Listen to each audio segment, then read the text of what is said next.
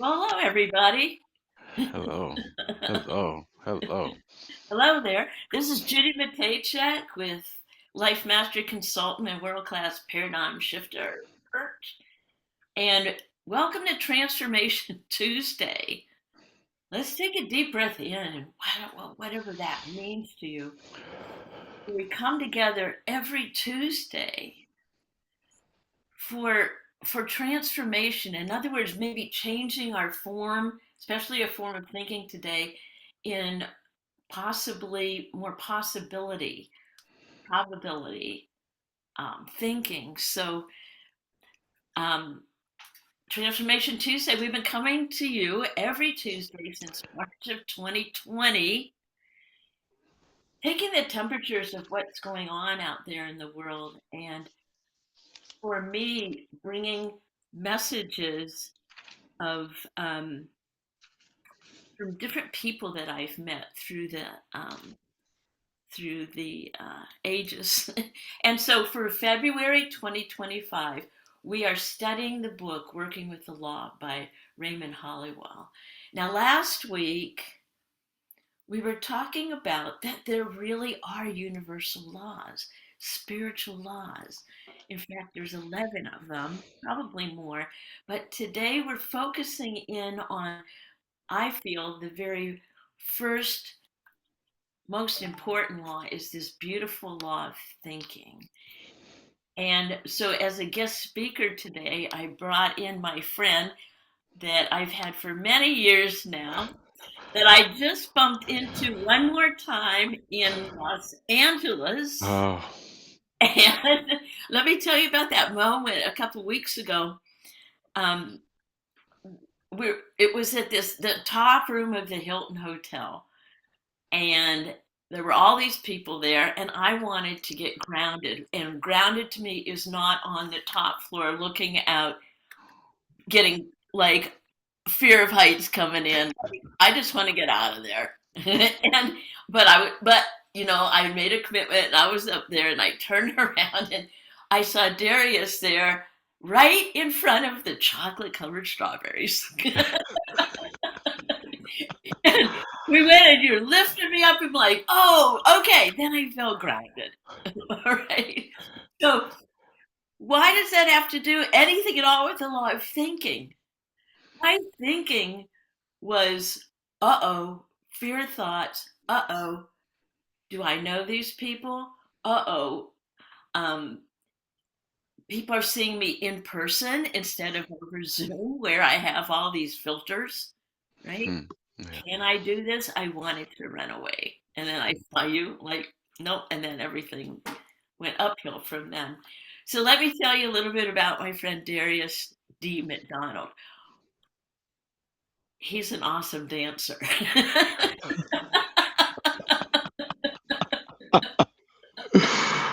So Darius Ah, hails from the historic neighborhood of Elm Thicket-Northpark, located just east of Dallas, Texas, near Love Field. Since 1991, Darius is engaged in various community outreach initiatives. That's what we're talking about here. His 30 plus years of corporate leadership experience have equipped him with the skills necessary to solve problems, resolve conflicts. Boy, do we need that now, and motivate people to achieve their best. Darius' journey began. I love this. I want to hear more about this with your entrepreneurial grandparents, Lorene and Carl Lee. And they owned and operated Carl Rogers Car Detail and Body Shop, yeah.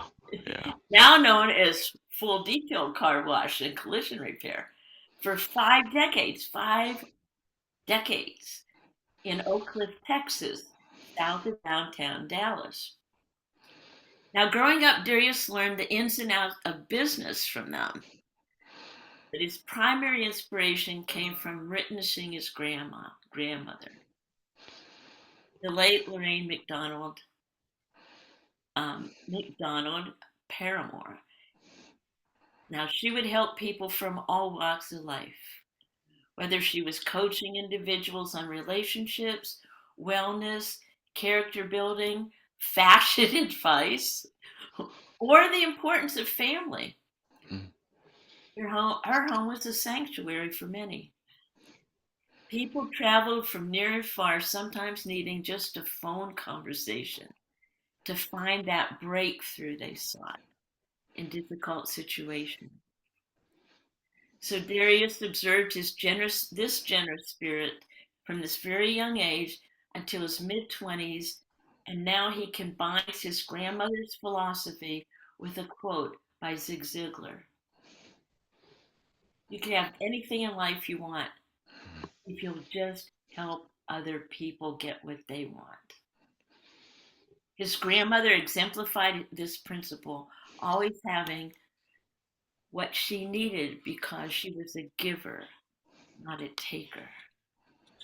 So with that, I want to give give y'all, my fellow Texans, up Darius, come on in here and yeah, tell us a little bit about yourself, why you do what you do, the law of thinking. yeah, yeah, great. Thank you for that introduction. It's just, oh my goodness. Um, Again, DMAC life coach here, and w- working alongside with my grandparents was just an amazing time for me in my life. Having the opportunity to live with them, to grow with them, and also just to witness how um, she was able to do that personal touch with someone. And it often said that people won't remember what you did, they will remember how you made them feel. And so, in that, just watching her interact with different people. I mean, all walks of life. Not just one set, not someone who looks like me, but all walks of life. Whoever it was, through the insurance salesman. It could be at the car dealership. It could be anywhere. The interaction. And so for me, I watched that, and then giving back. We did. Feeding the homeless in the early 90s, and doing that outreach had really impacted my life to be sure we keep things in balance, and don't think that we're so high that we can't serve, because we know that we should be in a service mode at all times to be a giver. So in that has taught me a lot with my grandparents, and and that has helped me in my life coaching business to know that if I can help enough people get what they want, then I can have what I want. This the quote from Zig Ziglar, um, and that has helped me. So working with the law, my goodness, working with the law of thinking. I think you were saying it was Raymond Hollowell, and for me, it goes back to the whole. We've always heard the things as a man thinketh, so is he. So as a man thinketh, so is he. So we have to ask ourselves, what are we thinking? We can't stop thinking. It's always a constant thing. Thinking is perpetual. And so when we're thinking, it's like, oh my goodness. And it goes that we go, in a sense, for me, I have to, as I'm going through the course of a day, if something has happened that is not in line with what my belief is, now I can let my imagination run wild. I mean, my imagination can run so wild that it could take me to a place where I don't need to be. And so I have learned over the years I have to reel that back quite a bit to say, what am I thinking here? Am I thinking on those things that are above, or am I thinking of things beneath? We have to think about the things that are above, that are lovely, that are high, that I'm the head, I'm not the tail, I'm above it, not beneath. And once I get into that place, things are not that bad after all. But if I stay in a constant state of low vibration, low frequency, I'm not thinking above. And then there was something in the book where it says when you are worried over some obstacles or problems, just remind yourself that it may be purely an illusion of the senses, that it may not be true at all according to the law. And so it also goes to the thing is as it says, "Be not conformed to this world, but be ye transforming by the renewing of your mind." Whoa, right there. Say that again. Everybody pick up your pen. Say Be that not one again. Yeah. Yeah, be not conformed to this world, but be be renewed by the renewing of your mind. Be ye transformed by the renewing of your mind. Remaining, we have to renew our minds. I mean, it's a constant thing. It's not something that's over and done with.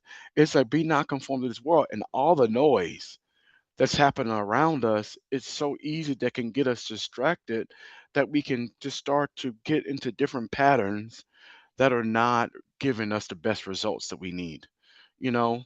And so then I say to myself, who are you? Whose are you? You know?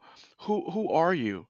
And we have to know those things have to line up with that. And it goes beyond just eyesight. What is the vision of yourself? What do you visualize yourself to be? What is your I am statement for yourself that where your thinking is elevated? Your thinking has to be so elevated. And then I was reading along, it says um it's perpetual. We can think on positive conditions, on success or plenty, but we have to think on those things. And if we're thinking on things that are not, if we're thinking on lack, limited belief, that's nothing, that we can't do nothing, well, then that's the results we're going to get because that's what we're thinking. As a man thinketh, so is he. But if we're thinking about abundance, if we're thinking that I am worthy, I am successful, I am, then in a place that we could have better results. So, um, and I was thinking that thinking is right at the top of all things. It's It's it's it's b it's before you even get to where you can even have the attraction to something, you have to have the thinking has to be right. What is your thought life? How what are you thinking about? I love it that we say if you want to know what you're thinking about, look at your results. Your Yeah, results never lie. absolutely. Absolutely, absolutely, What? absolutely. You mean I Yeah. can't blame my life on anything other than whether I've been thinking about a situation? I'll tell you what, this is rigorous work. So, yeah, and I love what you're talking about, these I am statements. Um, I mean, and one of the things I was talking to one of my clients about is like, actually, it was like yesterday, like, what if we set our little electronic things to go off to remind us to focus on, oh, where are my thoughts right now? Hmm. Oh, And like, yeah. oh, throughout the day, and in other words, I know when I'm on a thought train. Mhm, mhm, mhm, mhm, I mhm, mean, going mhm, outside today, this is Texas, it's not supposed to be cold, mhm, mhm, mhm, right? mhm, mhm. So at any rate, I'm going to let you keep going on, but it was Yeah, like, yeah. I mean, yeah, that is so great that we have to know where our thoughts are because it says that we should take every thought captive. wow, So if we're taking every thought captive, then we are not just aimlessly moving through life on autopilot, but we're taking every thought captive. And does this thought lead to what my vision is for myself, my vision for what's around me, my vision for my lifestyle? Is this thought in an alignment with where I want to be? Because our minds determine which we're going to create. But if we're not in a mind of being creative and we're in a mind of destruction, then we won't see the results that we need because we're not in a creative mind. And so, in that, we must eliminate, or we need to, I guess, the whole thing, we must fast from doubt and worry. We must get those things out and just fast away from us. And sometimes we get so fascinated with the shiny object that we don't focus on the very thing that's going to keep us on a trajectory that's going to honor who we are, honor our character, honor our well-being, honor who we were created to be to creators, because with the creator we need to be creative. Um, so again, those I am statements, we need to form those habits that are better for our thoughts. So if our habits are not in line with what the results we need to, we need to change our habits. So if we have a habits of not eating healthy, we got to change our habits. You Okay. know, when you said earlier about your thoughts, where are your thoughts now? And so I'm on this trajectory for wellness and health. Okay. I was going to And ask you. Yeah. yeah, so I'm on the trajectory for wellness health. So now I'm having thoughts of knowing that throughout the day, you must eat before 6 o'clock. 6 o'clock, you need to eat before 6 o'clock because 6 o'clock will be your last meal for today. But in that, I'm coaching myself throughout the day. Okay, make sure you stay hydrated, get your water. Okay, did you get your snack? Okay, let's get your lunch. But also, we want to not consume a lot of sugar, which is going to cause me to be hungry or cause me to do other certain things. So I have to be conscious of So, all the things I'm eating. so,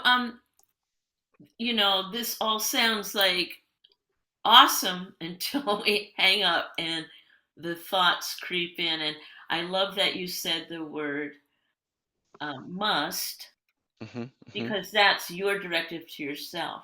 Hmm. Whenever I hear someone else call me must, I'm like, oh no, you're not telling me what to do. But I love the word choice. I can choose to be well in this day, or I Hmm. can Hmm. choose not to. Absolutely. And it's up to the result. If that result is a burning desire, chances are my choices will result at the end of the day in feeling um, good about myself, Hmm. that Hmm. self love. Hmm. So tell me about a time when you were not choosing your thoughts consciously, and perhaps the results that you got. I love it, when Oh my Jared and I goodness. took over. Yeah. You know, So, yeah, I want to oh talk my about the goodness. different. Oh my goodness. You would. Okay. So Yeah. I could tell you I was at a place in which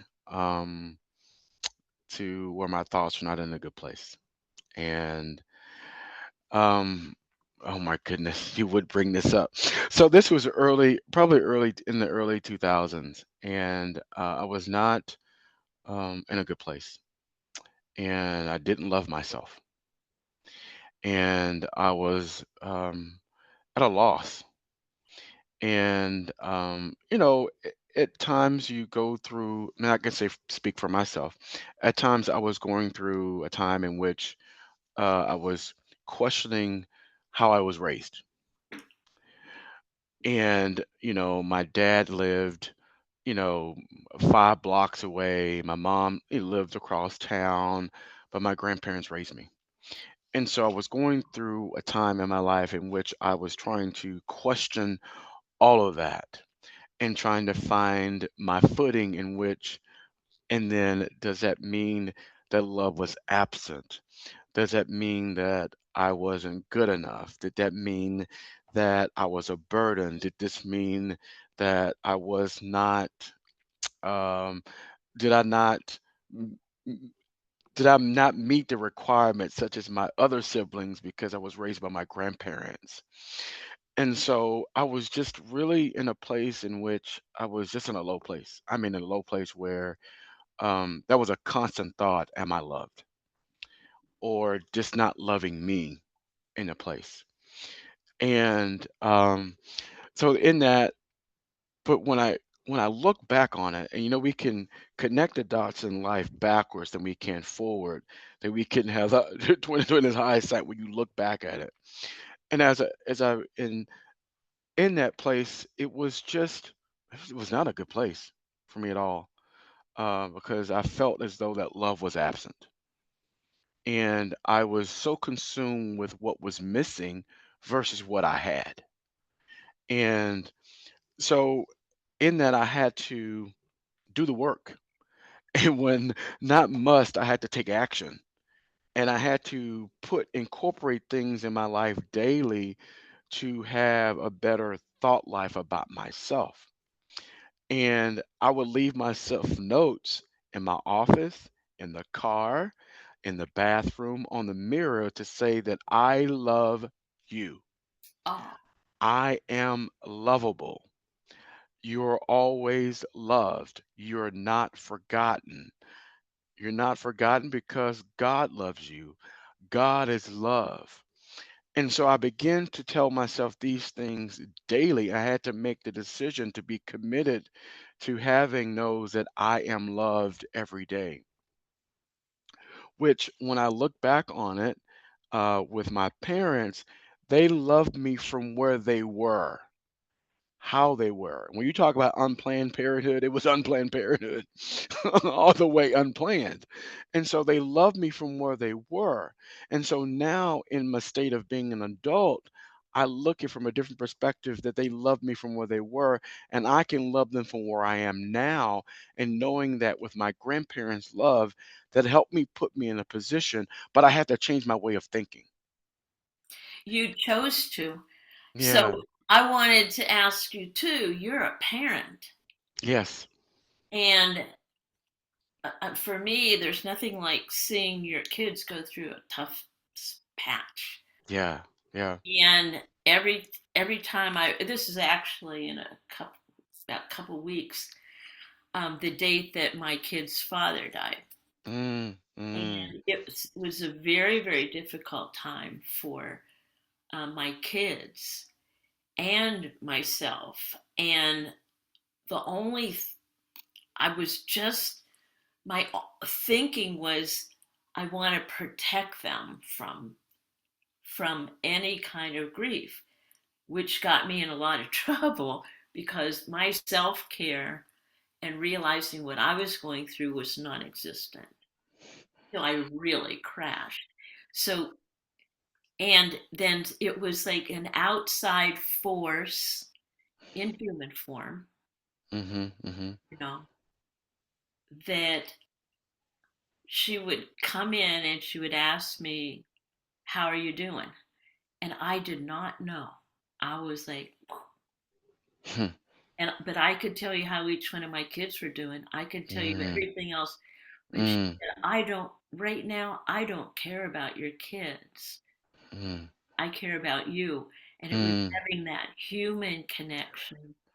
And I could not believe that somebody really wanted to know how I was doing.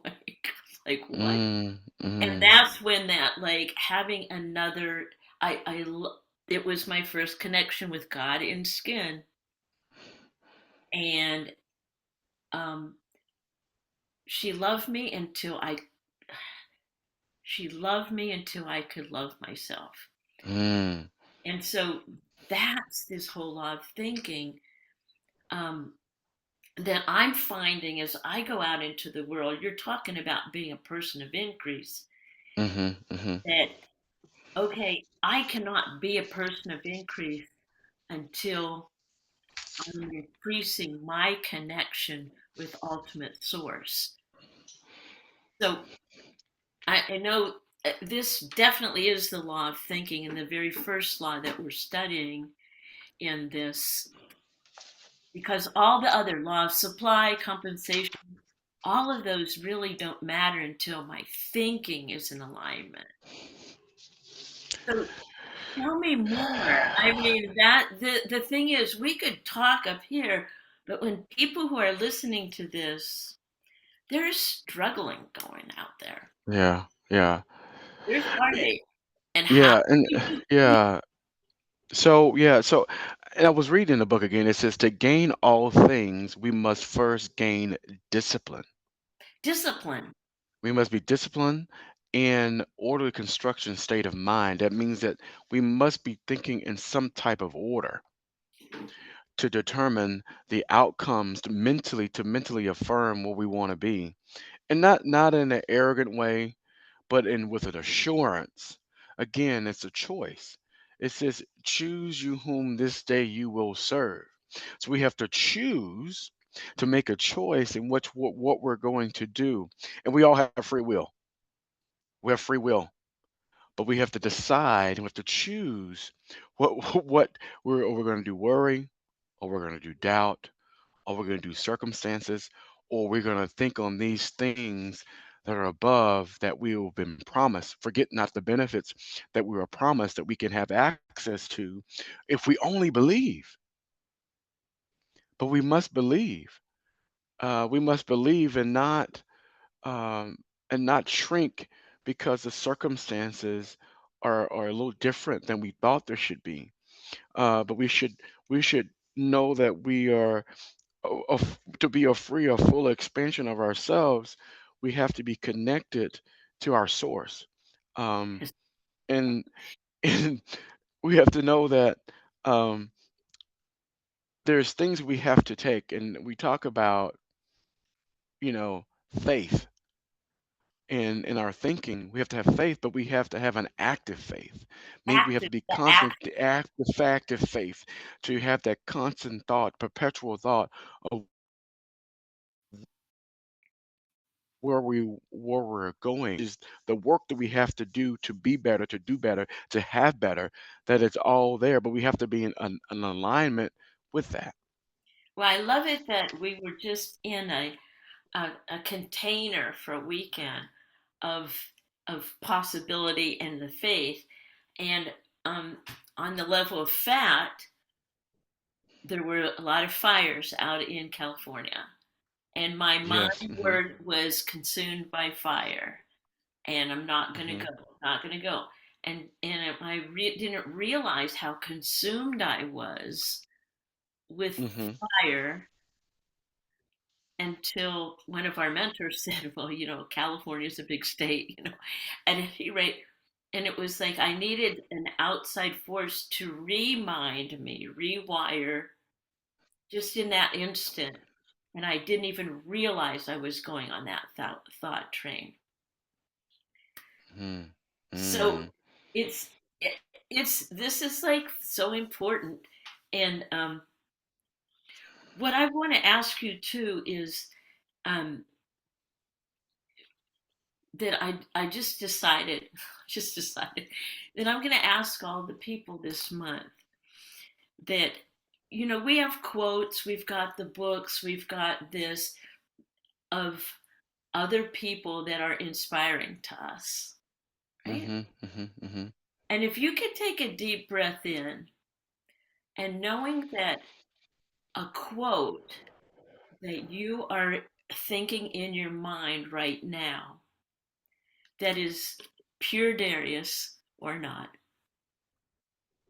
what would that be that you would love to put out there to everyone watching this, that would be when they thought of this time, this what, 35 minutes, that they would remember this quote from you, from how you live your life? Or what is it? What is it that you would love to put out there as a quote? Darius quote. Yeah. Wow. That's a good one. Yeah, cool. Um, um, I would say, um, I guess one of my go-to is where your treasure is, your heart will be there also. Oh, okay. Where your treasure is, your heart will be there also. And that has helped me in so many areas of life, that knowing that sometimes I have to choose in knowing where my heart posture is in certain things. Be it for work, where's my heart posture?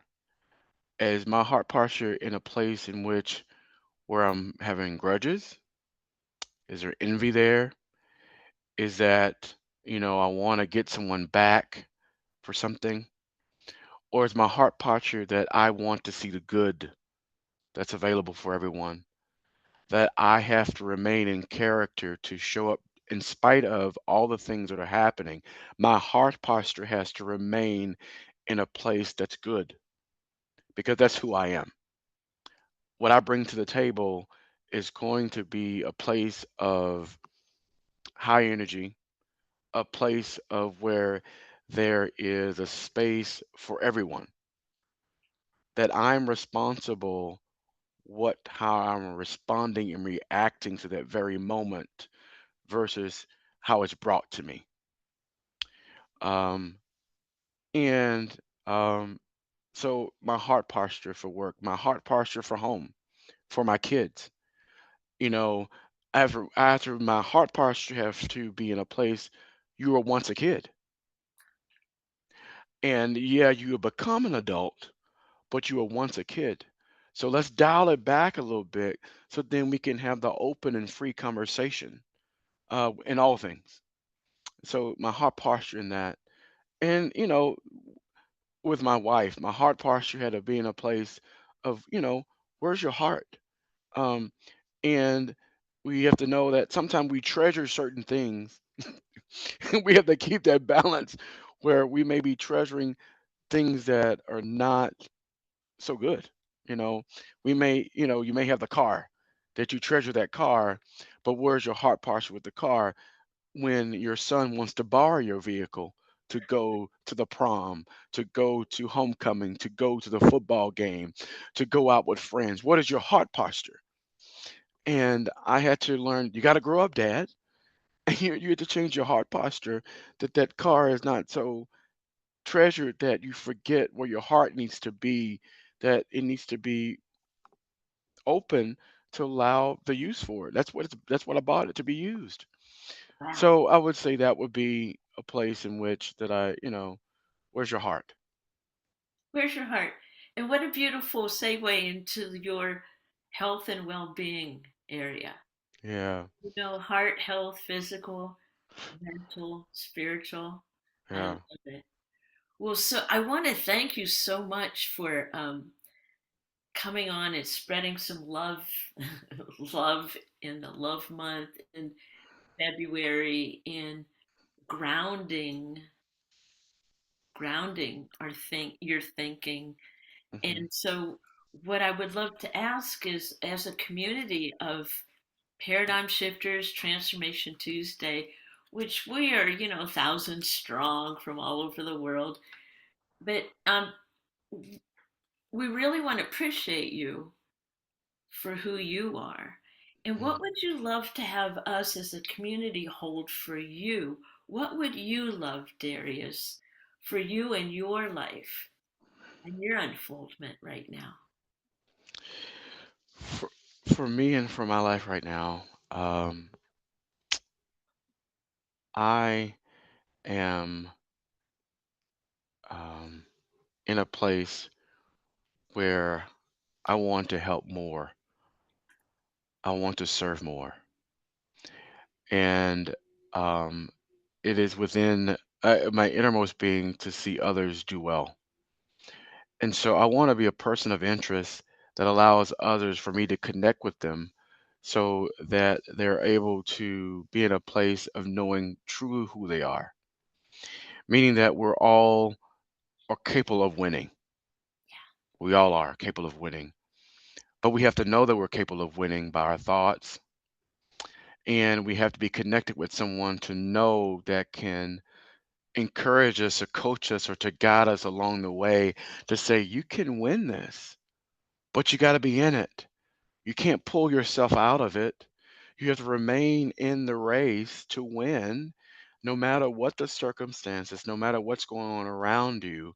You have to remain in a constant state of being in the game of life. All right. Well, so here we go. Impact, right? Impact. So we're going to generate energy in an energetic state. And your job is this beautiful law of receiving. Woo! We're going to be studying that too. And we're going to generate state for you from all over the world and sending you this energy from our thinking mind, from our thinking hearts, straight to you, Darius. all the way up in Dallas, Texas. You ready? Here. Receive. I receive every bit of that. Yeah, well, thank you so much for being here. And I would love to end this section with this beautiful poem that one of my Mary reads at the end of this law of thinking that really says it all and wraps this up. And it's from the words of Henry Van Dyke. And it's a poem called Thoughts Are Things.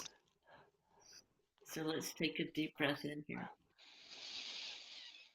I hold it true that thoughts are things. They're endowed with body, breath, and wings.